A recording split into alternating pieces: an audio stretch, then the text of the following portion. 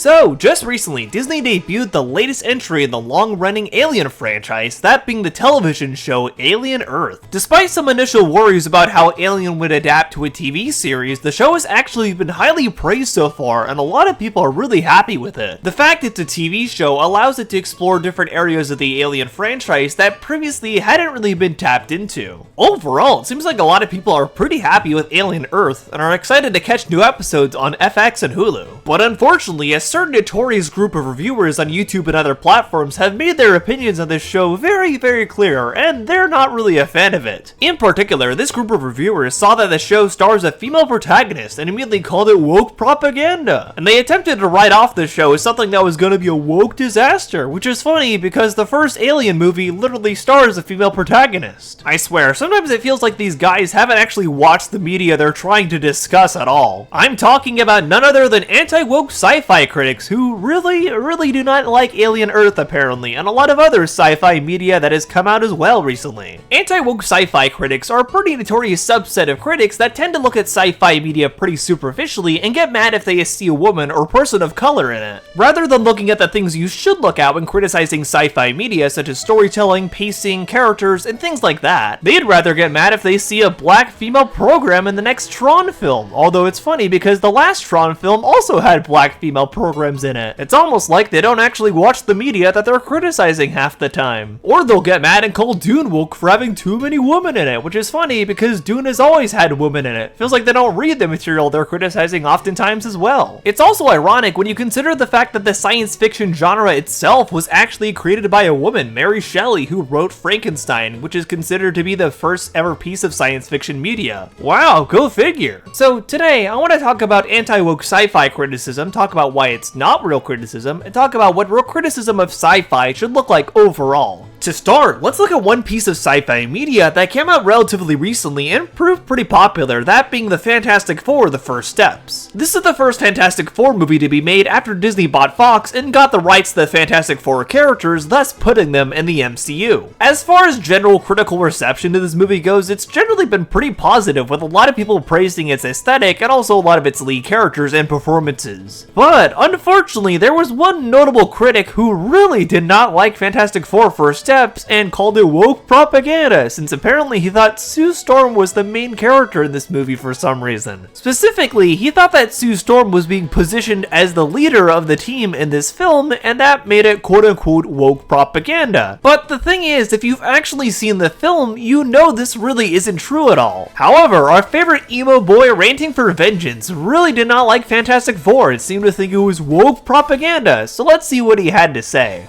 So there's some great news. Fantastic Four is not nearly as bad as Superman, but actually it's the most insufferable feminist piece of shit you could ever watch. This isn't me overreacting. This isn't me lying to you about the movie. In fact, it's the opposite, because I'm going to tell you what this movie actually was. And spoiler alert, it's the most fucking feminist movie that Hollywood has ever made. Everything that Vanessa Kirby was saying before this came out is the truth. She's the leader, she's the front and center. So anybody in the review saying that it isn't woke, do not believe them. It most certainly is. It opens with Pedro Pascal in a wife beater, walking around looking for his shirt or something. And with the homo Freddie Mercury mustache and the brown skin, he looks like he's walking around looking for his taco or his boyfriend. And all while this is happening, Sue Storm is sitting on the toilet and screaming out like, give me 12 more seconds. And if you thought that she had a bad case of resting bitch face in every single trailer, it just gets worse. I don't know if it's because she's pregnant or something, but she's always in a mood, and Sue Storm is the biggest feminist bitch on the planet. Also, a quick little note about Pedro Pascal in this movie.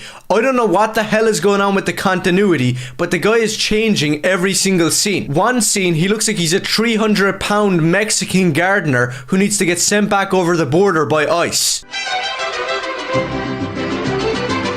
And the next, he's really skinny and weak looking, like some skeleton who didn't get his taco in time. Okay, so I really don't know exactly what Ranting was talking about here. He showed basically the same shot of Pedro Pascal, but claimed one made him look overweight, I guess, but the other made him look malnourished. No, not really. It kind of just looks like the same Pedro Pascal to me. I think really the only noteworthy thing about these screenshots is just how blatantly awful the quality is on them. Ah yes, clearly 160p screenshots with awful quality mean it's woke propaganda. Better run for the hills with our long-lost Addams family member here. And speaking of that, I know the Fantastic Four are supposed to age when they come back from that first trip, but the footage of the team on the TV before they went up to that first trip is really retarded. So it shows you the footage. Sue has her usual bitch face on. The thing is, they're looking all Jewish, and that's his entire character. That's the rant we're gonna get to in a second, or maybe I might not even talk about it, because it's really extreme, but it's the truth. I know the Thing is a Jewish character, and Jack Kirby was Jewish, and it was intended that way, but this movie amps it up to 11. Every scene with the Thing, he has no personality, he has no love interest, or friends, or anything. So according to Ranting for Vengeance, the Thing in this movie is terrible because he's Jewish and he has no friends and no love interest, which, not only is that first part pretty blatant racism, but that second part isn't even true. In this movie, before Galactus arrives and while everyone is being evacuated underground to prepare for his coming, they're actually all told to spend times with those they cherish in what might be their last moments. So because of this, while helping evacuate people from a Jewish neighborhood that he grew up in, Ben also goes to a Jewish church nearby. And it's here that Ben actually does spend time with a woman that he very clearly does love and wants to open himself up to more. And he also ends up spending time with a lot of other Jewish people here before Galactus arrives and they all have to be evacuated underground. So even in this single moment here, it is very clear that Ben actually does have friends and family and a love interest. This part is so easy to see, but apparently Ranting for Vengeance just somehow missed it. It's completely mind-boggling. The dude is just some one-dimensional character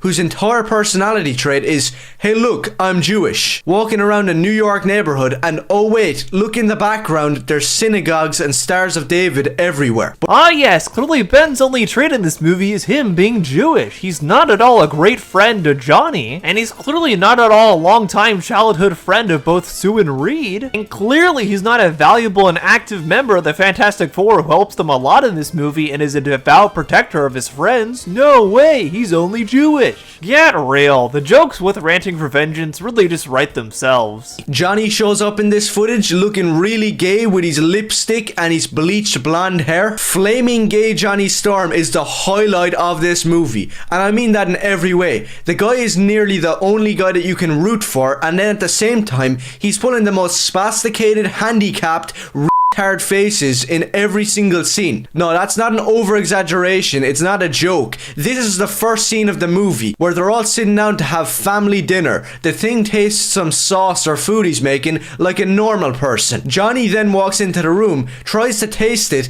and instead shoves his 2 fingers into his mouth.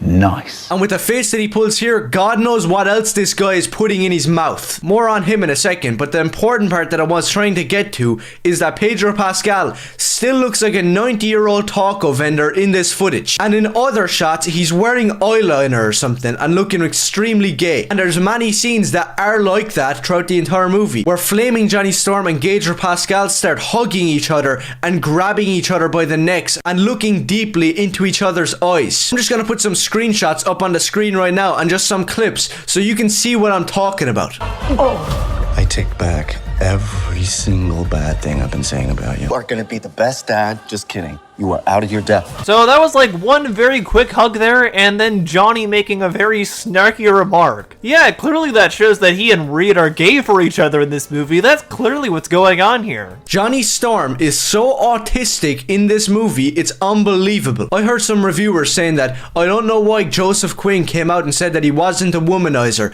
because in the movie, the biggest plot point that he is a womanizer, especially for Shala Ball, the fake female Silver Surfer bitch. So the thing is, Shala Ball, the female Silver Surfer, actually does exist in the comics, however. She's very much a real character, and she's actually met the male Silver Surfer before as well. In the comics, she actually comes from a different universe than the mainline Marvel universe, and this movie is actually set in a different universe than the mainline Marvel universe, so it honestly does make sense for her to be here. But now we're gonna get on to some other stuff, like the setting that everybody was saying worked so well and how awesome it was. I don't know where the hell we are. This movie movie is extremely inconsistent with the continuity of the actors, with the powers of the Fantastic Four, which by God is the crescendo of the cringe. But we'll get to that. The setting is what I'm talking about now, because what the hell is going on? It's some retro futuristic 60s world. Normal people are in like Blade Runner flying cars. It's all kind of jumbled and we never really get an explanation to where the hell we are. Except we do get an explanation for where we are literally at the very start of the film. They make it very clear that this is Earth 828. This is different from the mainline Marvel Universe, which is Earth 616. That's exactly why this world is very retro-futuristic and very 1960s Atom Punk inspired. If Goob here actually paid attention, he might realize that. But I guess he's just too busy making dumb Jew jokes or trying to insinuate that Pedro Pascal is gay for some reason. For some reason, this is a really common thing with all these grifters. If you really want to criticize something like Fantastic Four, or really any piece of media, you should look at the storytelling, characters, pacing, all the things that really matter when it comes to criticizing a film. You can't just look at a piece of media, see a woman or a person of color, and call it woke. That's not real criticism. But, of course, Ranting for Vengeance isn't the only grifter that's gotten mad at Fantastic Four first steps. Far from it, in fact. It seems that grifters and Marvel go together like mac and cheese. Go figure. Another person that has produced bad faith criticism on Fantastic Four is none other than Jesterbell. Jesterbell is someone that showed her hand already pretty blatantly even before Fantastic Four release, with her making many videos on saying how it was going to be a failure and how Pedro Pascal is awful. Looks like this woman has no idea what subtlety is whatsoever. In recent memory, as some of you may know, after Fantastic Four's first box office weekend, it actually did see a significant drop on its second weekend, even though it has had pretty significant critical acclaim. And so, as you can probably imagine, instead of talking about the reasons that Fantastic Four actually might have dropped off in its second weekend, Jesterbell tries to use this as justification to try and say that her take on the film saying it was always gonna be bad was right all along. Even though, of course, that doesn't really make any sense at all. Let's take a look at what she had to say. Hi everyone, and you better believe that I am heated today. Because I've been talking about this for nearly a year now. Oh, believe me, we know you've been talking about this for a year now. We really wish we didn't, though. And we've come to the end of it, and I was proven my initial reactions to all of this right. And I just have so much to say about this. Okay, Fantastic Four, first steps. The MCU's foray into the Fantastic Four is bombing at the box office. And this is just kind of creating a big moment online because this is the movie that would seemingly have no excuse for it. And so it's making a lot of people realize, oh, maybe there is superhero fatigue, or maybe people really have abandoned Marvel to the point where it doesn't matter if they release something good. Well, Fantastic Four was not good, as I said. If you go in thinking that it's going to be an unmitigated disaster, then you're not going to get that. Okay, so right there, you already provided a self-defeating statement even. After discussing the box office number stuff and the fact that Fantastic Four has dropped off in the box office, and this clearly means she was right about it not being good at all. In one breath here, in a very objective way of speaking, she says this film is not good. But then, in the very next breath, she literally says if you walk into this film, you won't expect an unmitigated disaster. You just defeated your own statement, lady. Your entire thesis for this video hinges on you trying to prove that the Fantastic Four is clearly bad, and that's why it's flopping. But you literally just said if somebody walks into this film, they won't have to expect an unmitigated disaster. Keep your story straight here. I'm seeing, and we all do this, the box office analysts, we all just become box office analysts all of a sudden describing what has happened with this movie. But I've been on, covering this movie extensively for its entire marketing campaign. You see how she was completely stumbling over her words there? That's what happens when you don't really have an argument and you know it. You know the general critical consensus on this film is not the reason why it's dropped off at the box office. The vast majority of reviews for this are generally pretty positive. But Jesterbell wants to try and take every single chance she can to try and prove that Fantastic Four is objectively bad on some level, which doesn't even make any sense. Just look at the marketing campaign of this film. It is not that you couldn't have made the Fantastic Four work. I vehemently vehemently believe you could have gotten them to work. I read something earlier this year, Fantastic Four versus X-Men. It was an excellent comic. And all the 4 characters there were done so well, and there was a depth to each and every one of them. Huh, funny, because that sounds like exactly the same things that people praise this movie for. A lot of people have actually praised the individual performances in this film. If anything, that's one of the things that is the most consistently praised point of Fantastic Four: The First Steps. A lot of people really like how distinct each member feels and how they feel like a real family. The actors all have really good on-screen chemistry, and it really adds to that believability. You know what got more hype than the movie this year did? Fantastic Four appearing in Marvel Rivals. I'd be really curious to see how she's choosing to measure the hype between Marvel Rivals Fantastic Four and the movie Fantastic Four: First Steps. It seems we've yet to even see any sort of graph or chart or data or anything to show how she even came to that conclusion in the first place. The Fantastic Four, throughout its entire marketing campaign, did everything the exact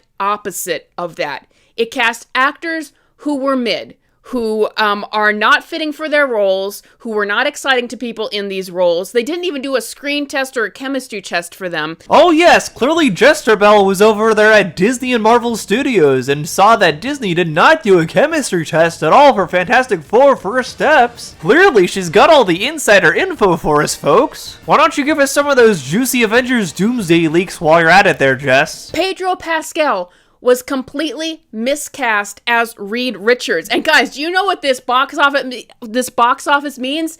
It means that we were right.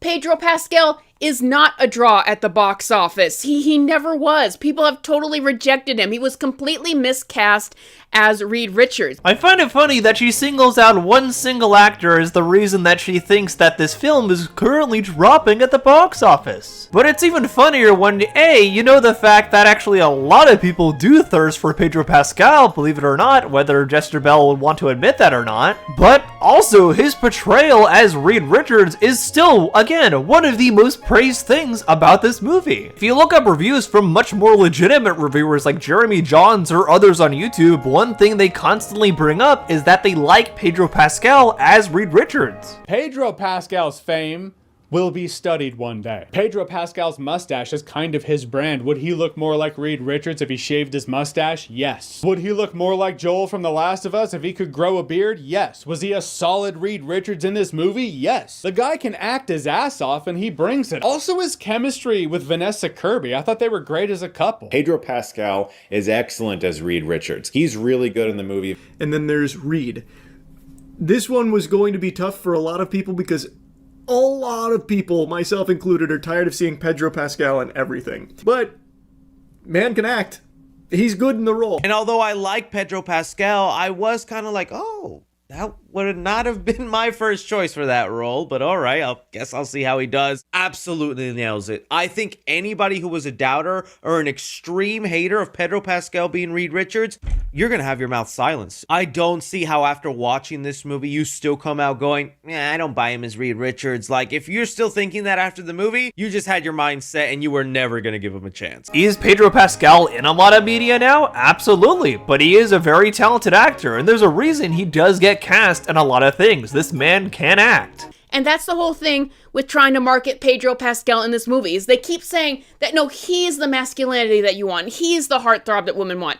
Women showed up with Jason Momoa in the first Aquaman. They thirsted after him. They weren't doing that with Pedro Pascal. We said, no, this guy's creepy. There's no masculinity in this guy. We don't want this guy. What do you mean we? Do you just mean you here? If anything, there's a lot of women, and really just a lot of people overall, who really like Pedro Pascal and what he stands for. Pedro Pascal is popular because of the unique way he embodies masculinity, since he doesn't embrace toxic masculinity at all, but instead he embraces a more caring, nurturing kind of masculinity, which resonates with a lot of people, and rightfully so. He's also done a lot for anxiety awareness, since he's been very open about his anxiety before and helped people like that feel seen. That's something that people aren't always willing to be healthily open about, but Pedro Pascal has actually made it a lot easier to do so. You can find dozens and dozens of videos on TikTok, Instagram, and so many other platforms where people are just praising Pedro Pascal. So no matter how you slice it, Pedro Pascal is popular, and a lot of people actually were excited to see him in this movie, believe it or not. So no, despite what Jesterbell says here, a lot of people do like Pedro Pascal, and that can't really be denied at all. He does embody a different kind of attractiveness that a lot of people like. But interestingly enough, Fantastic Four isn't even the only Disney sci-fi movie that Jesterbell has provided bad faith criticism on. She's also done this exact kind of thing before with Pixar Animation's Elio, in a video titled "Elio is the worst Pixar film ever made," actually. Yeah, cause clearly The Good Dinosaur and Cars 2 both don't exist at all. Let's take a look at what she has to say. Hello and welcome. Female Frodo Baggins here with another review for a movie that I'm sure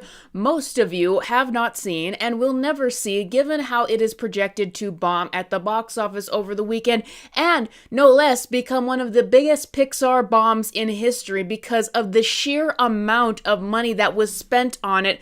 $300 million. Wow. Elio might be one of the worst, if not the worst, Pixar movies ever made because of the sheer incompetence behind it and how it shows how much Disney Pixar has fallen. I heard a review going into this video that also called Elio the worst Pixar movie ever made, and that video really just narrowed in on the animation and how this movie completely abandons basic animation and filmmaking principles. Now, if you have done any sort of filmmaking or filmmaking study at all, as I have done, then you will know this very basic rule, the rule of thirds. What is the rule of thirds? It's that you should position your character, your subject, your action in the either left or right third of the screen. Why? Because it forces the audience's eye to move to that angle. It forces them to move to whatever off-center angle it is and continuously engage with the action. Everything in Elio is portrayed dead center in the film, to a distracting level, to an almost comical level. A character is talking, dead center of the screen.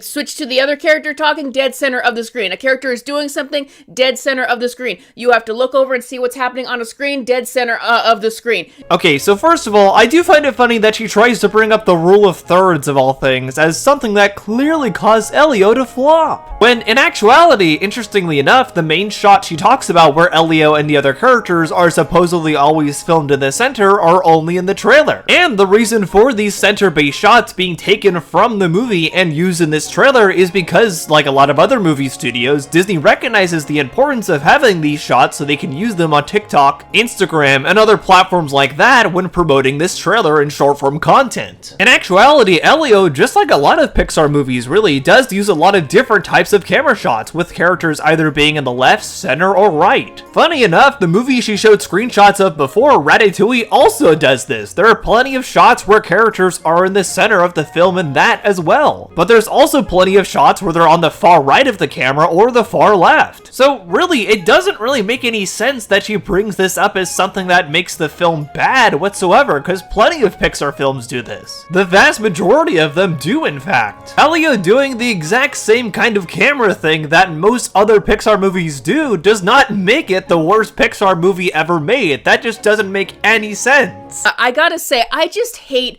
what Pixar character designs have become. The lead kid in this movie, his face is a bean, his head is a bean, and his mouth is a bean. And his aunt, her head is a bean, and her mouth is a bean. Okay, if you really want to take that approach, solely for Monsters Inc., entire character design was based around a rectangle. Mike Wazowski was based around a simple circle. Russell from Up was based around an egg shape, and Carl Fredricksen was based around a box shape. Same thing with Wally and Eve, actually. This really isn't anything new for Pixar at all, actually. A lot of their character designs come from very simple shapes and simply expanding upon that. Trying to make that a knock against this movie, or any other recent Pixar movie for that matter, really doesn't make any sense either, because, again, this is something they've done for a long time. Kind of funny she praises the character design of Sully, a character based around a simple shape, but gets mad at Elio, a character whose design is the exact same thing. In general, Disney does tend to be the biggest target that these grifters will go after, but usually not for the right reasons at all. There are absolutely a lot of things you could say about the current state of Disney and how their company is currently run, but they don't really get into that. Instead, they'd rather get mad at stuff like Fantastic Four or Elio for incredibly superficial reasons, like the fact they don't like there's a strong female lead or a person of color, or quite simply they just don't like the people acting in the movie. It isn't really any sort of real criticism at all. In fact, in much more recent memory, 2 more Disney sci-fi productions have come under fire from anti-woke critics, that being Tron Ares and Alien Earth, which I mentioned at the start of this video. Let's start with Alien Earth, since recently, none other than the poster child for anti-woke film criticism himself, the Critical Drinker, made a video on it. Let's see what he had to say. In short, my experience with Alien Earth has been a fucking wild ride so far, and not in a particularly good way. Let us discuss. The second thread follows Marcy, a terminally ill girl who's been taken to a private island by a billionaire. I'm not sure I like where this one's going. Anyway, Marcy's put through an experimental procedure to transfer her consciousness into a new android body as part of a larger project to extend human lifespan. Pretty soon she's joined by a gang of other kids who all went through the same process, and because I guess the writers are fans of Peter Pan, she becomes Wendy and the others take on the names of the Lost Boys. But you're not all boys. So?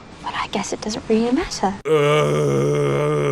You know, I'm not entirely sure the writers understand the themes of Peter Pan. I mean, I get that it's all cool and artistic to juxtapose a classic piece of children's fairy tale literature against the existential cosmic horror of the xenomorphs, because it's like a sharp contrast and stuff. But I can't shake the feeling that they're trying to fit a thematic square peg into a round hole with this one. Peter Pan was a story about the childish fear of growing up, of taking on the responsibilities and burdens of adulthood, of getting physically older and inevitably facing up to their own mortality.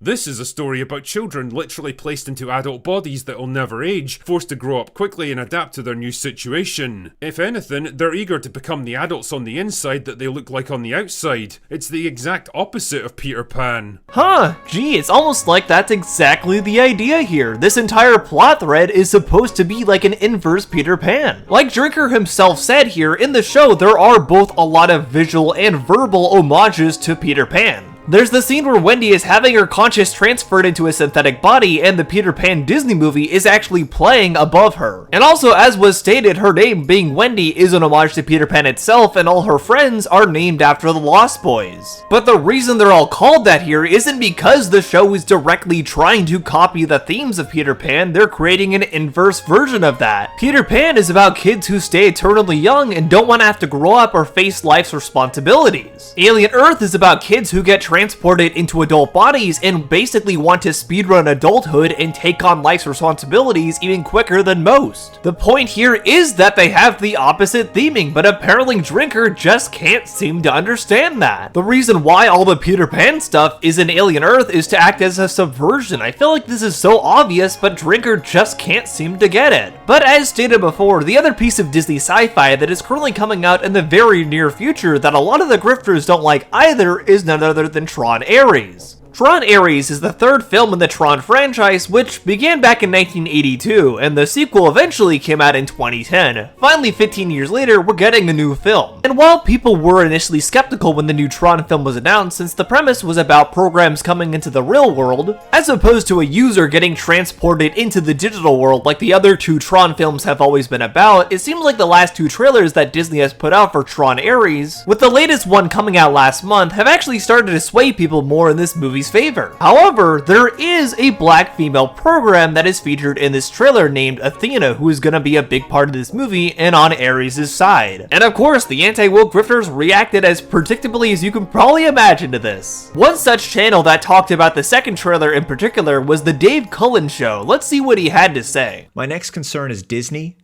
Yeah, it is a Disney film at the end of the day, right? And there's always the potential there for them to screw this movie up in the way they have with several other big franchise movies in recent years. It's another important consideration there. We have to hope that this film doesn't include the message. It's entirely possible this film could be, stunning and brave. Okay, so what Dave is referring to here is that he believes that Disney might put quote-unquote wokeness in Tron, since he, much like a lot of these other people who don't know what they're talking about, constantly think that Disney has inserted quote-unquote wokeness in different franchises that they like. Probably the biggest ones being Star Wars and Marvel that you often hear these anti-woke grifters complain about. The thing is though, if you really want to use that term, then by definition, Tron has actually always been quote-unquote woke, if that's really what you want to call it. The first two Tron films are both quite literally about beating a fascist dictator and liberating an oppressed people. In the first film, it's the MCP, and Kevin Flynn getting sucked into the grid and having to fight alongside Tron and a lot of other programs to beat it. The MCP is very much a digital version of a fascist dictator since he controls what everyone says in his system. He doesn't want people talking about users in a positive light, and he also doesn't want the programs thinking that users are there for them at all. Any programs that speak out against him or his regime or step out of line in his eyes get sent to the games to die. The same exact thing happens in Tron Legacy with Clue, who also acts as a fascist dictator here, doing the exact same sort of thing. Except in his case, it's taken up a notch with a very Holocaust-like situation where all the ISOs are massacred by Clue. And there's also a lot of Nazi-like imagery when he's speaking to his army of programs that he wants to march into the real world. In addition to this, one of the things that the anti-woke grifters are really picking out about this trailer is the fact that there's a black female program in it. And of course, they think the fact that there's a black female program in Tron now suddenly means it's woke propaganda. Even though, funny enough, if you've seen any of the Tron movies at all, you know this actually isn't even a new thing. Not even that long after Sam Flynn ends up on the grid in Tron Legacy, two of the first programs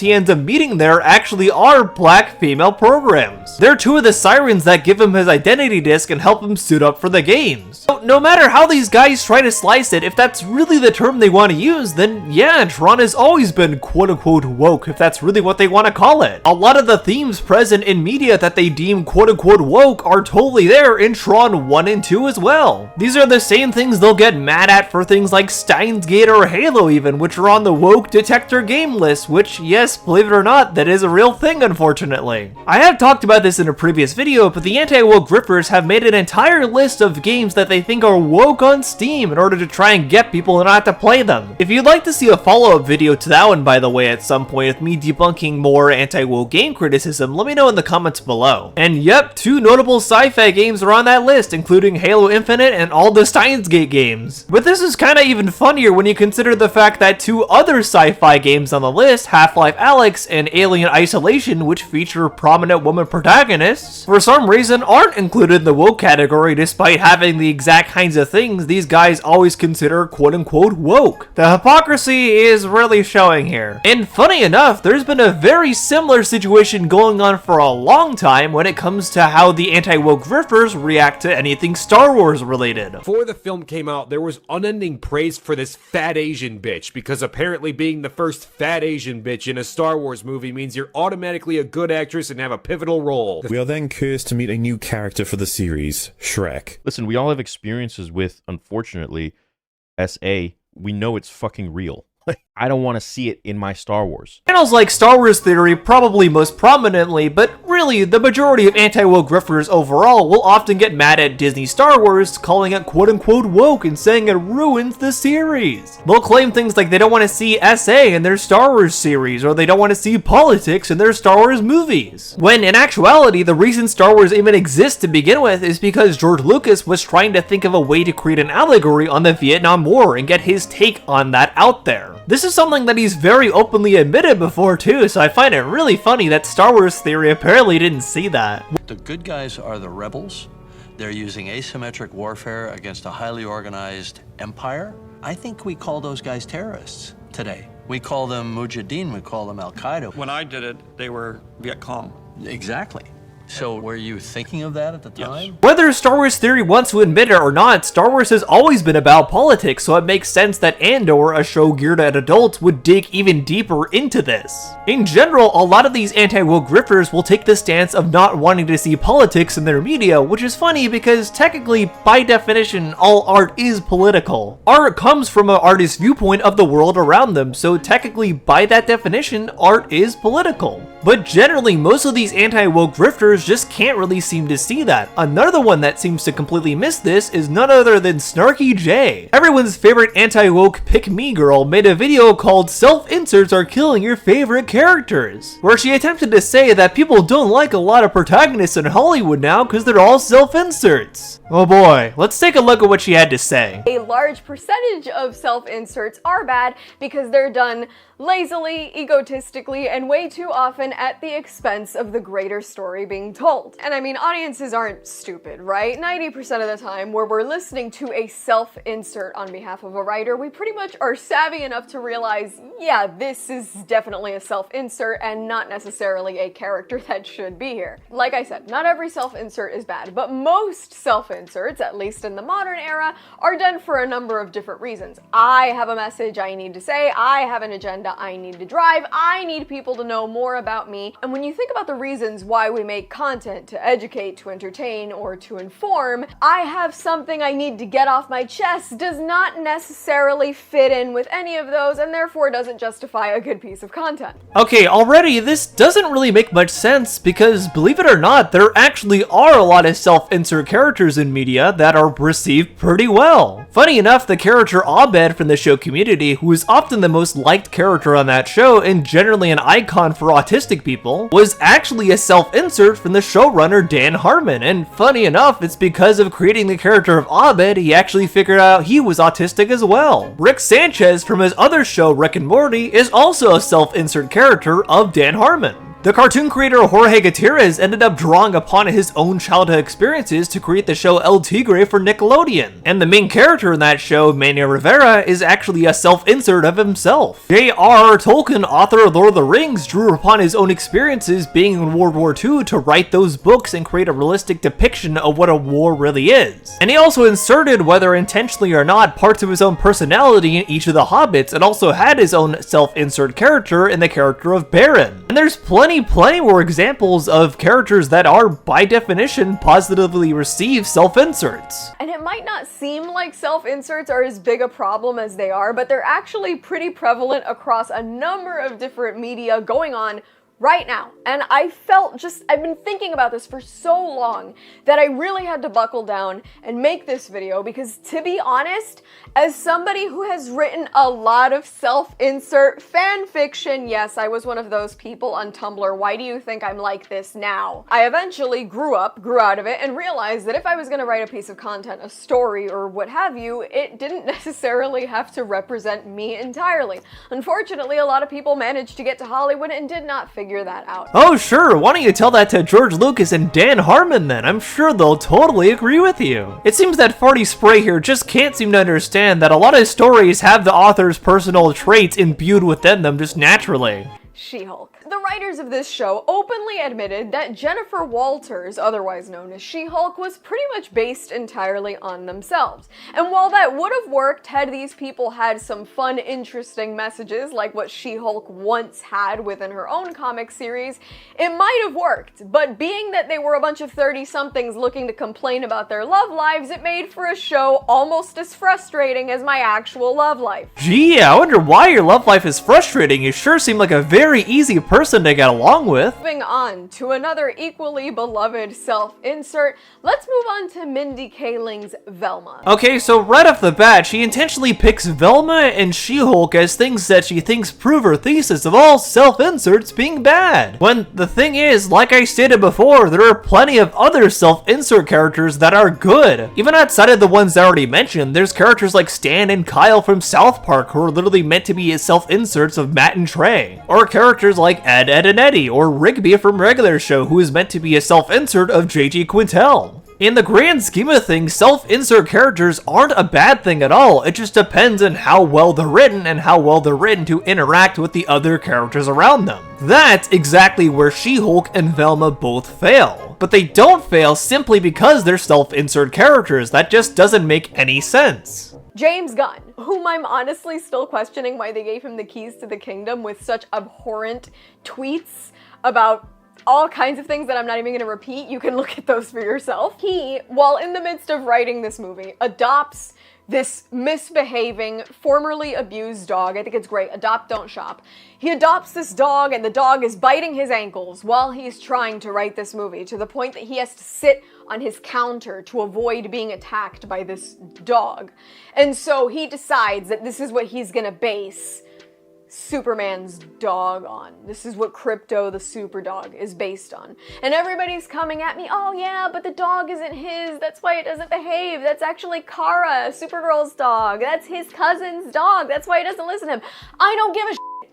You cannot explain choices made by a director or writer with lore that they made up. Like, none of this is real. I find it really interesting that she gets mad at James Gunn for supposedly using Krypto as a self-insert for his own dog, when technically Superman himself has actually always been a self-insert character. Superman was created by two people who were the children of Jewish immigrants who were trying to flee oppression. This is exactly why Superman at its very core is a story about immigration and always has been. Superman is literally an illegal immigrant that has come to Earth and is doing his best to do good for the people around him. This is literally a self-insert and meant to mirror the author's own experiences. But of course, Snarky just can't really understand that at all. In her view, all self-insert characters must simply be bad, even when some of the most beloved characters of all time actually are self-insert characters. It's absolutely mind-boggling. Overall, anti-woke sci-fi criticism really isn't real criticism whatsoever. Instead of looking at the things you should look at when criticizing any piece of media, like storytelling, pacing, characterization, themes, all those sorts of things, these people simply want to get mad if they see a woman or a black person on their screen. There's really no kind of nuanced criticism going on here. It's usually just racism or sexism. And unfortunately, this kind of stuff is killing media literacy, which is why I do these videos and point out and deconstruct these sorts of criticisms. Thankfully, a lot of other people have been as well, and more of these grifters have been getting called out and shown for what they really are, which is good. I'm hoping at some point we can start to see more legitimate criticism of sci-fi and really just media overall. Until then, I'm gonna keep doing my part. But what do you think? Am I wrong? Are these guys actually correct about self-insert characters? Are they also right about Tron Ares and Andor and all these other shows? Let me know down in the comments below. Regardless, thank you so much for coming to the end of this video and hope you enjoyed it or learned something new from it. If you liked this video, be sure to give it a like and consider subscribing as well, since I do a lot of videos like this overall about film and animation. If you'd like to hang out with a lot of like-minded film and animation fans overall, consider joining my Discord, which is linked down below as well. You can also check out my letterbox and follow me on socials like Twitter, Blue Sky, Instagram, all the things are linked down below. If you'd like to pitch in and provide extra monetary support for what I do as well, consider becoming a patron or a YouTube member. Patrons and YouTube members get extra content from me and also get to pick movies or shows for me to react to put on Patreon. Special thanks to my current patrons and YouTube members, DDC1996, Trayvon Gibson, You the Guardian, David Deister, Jared the Rabbit, Balf Games, and also MNBY123. I appreciate you all pitching in for the extra monetary support to keep me doing what I do here, and thank you very much for coming to the end of this video. Hope you enjoyed it. I look forward to seeing y'all in the next one, but for now, I've been Otterly Noah, and I'll see you on the other side. Bye!